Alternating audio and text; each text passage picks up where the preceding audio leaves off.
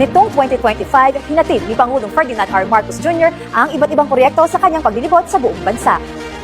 Ika nga ng Pangulo, walang maiiwan na Pilipino sa bagong Pilipinas, kaya puspusan niyang isinulong ang mga proyekto para sa kapakanan at kaunlaran ng bawat mamamayan.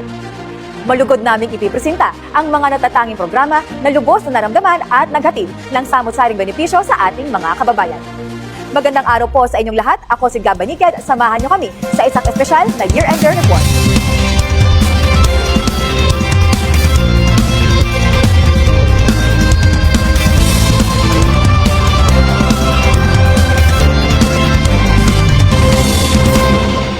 Binigyang halaga ni Pangulong Marcos Jr. ang kapakanan ng train riders na kinabibilangan ng mga estudyante, senior citizens, persons with disability at mga pamilyang namamasyal tuwing araw ng linggo. Inilunsad ang Pamilya Pass 1+3 promo kung saan libreng nakakasakay sa tren ang 3 miyembro ng pamilya at isa lamang ang kinakailangang magbayad. Nagsimula ito noong Sunday, June 1 at tatagal hanggang sa last Sunday ng June 2028.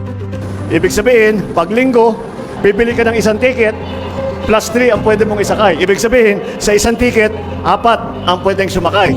Para naman mabigyan natin ng pagkakataon yung ating mga pamilya, mga magkapagkada na magkasama. Ipinatupad din ang 50% train fare discount para sa senior citizens at persons with disability. Araw-araw itong magagamit, kabilang ang weekends at holidays hanggang 2028. Makikinabang dito sa programang ito ay siguro mga 13 milyong senior citizen at saka 7 milyon na PWD. Marami po Inilunsad ang student beep cards na nagbibigay ng automatic na 50% fare discount sa mga biyaherong estudyante.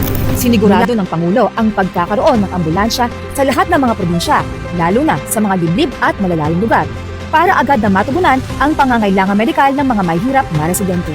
Ang bawat ambulansya na ipinagkaloob ng Pangulo mula sa Philippine Charity Sweepstakes Office ay naglalaman ng essential medical tools at supplies. Ngayong taon, inilunsad ng Pangulo at unang ginang Liza Araneta Marcos ang Phases 3 at 4 ng Pasig River Urban Development Project.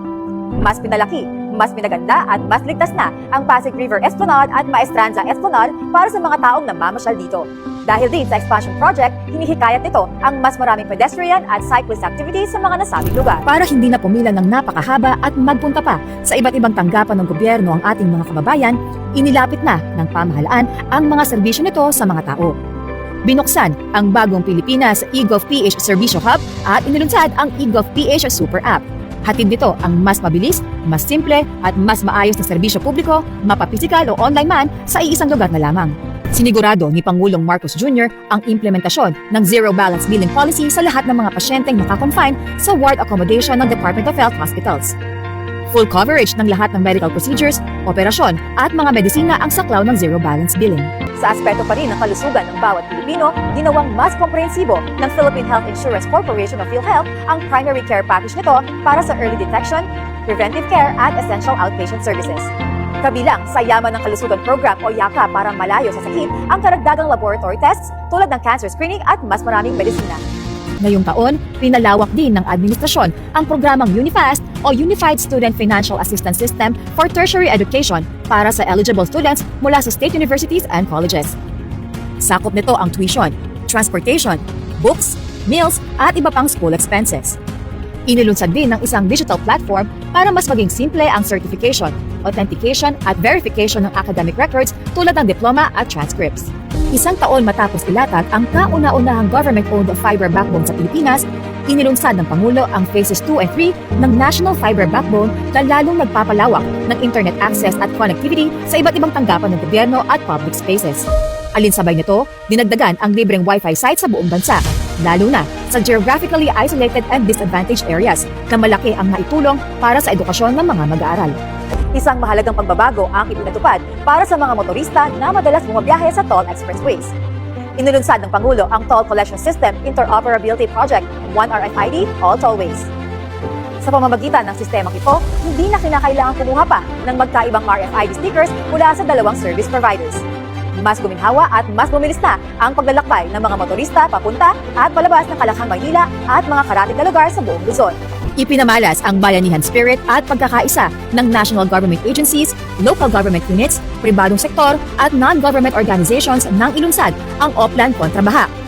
Pinagtuunan ng pansin ang problema ng involuntary hunger o pagtalam ng sikmura sa mga pamilyang tinaguriang food poor. Binuksan ang Walang Gutom Kitchen na nagbibigay ng libreng pagkain tuwing almusal at tanghalian sa may 700 may hirap na katao kada araw.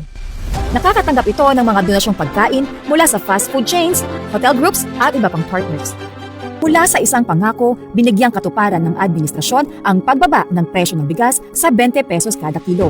Inilunsad ito sa mga pampublikong palengke sa buong bansa, kabilang sa mga tindahan ng kadiwa ng Pangulo. Sa ating mahal na presidente, kaya kung hindi dahil sa kanya, wala kaming mabibili na mumurahin na bigas. Maraming salamat po, Presidente Bongbong Marcos. Sana itulong mo sa tulad naming mahihirap.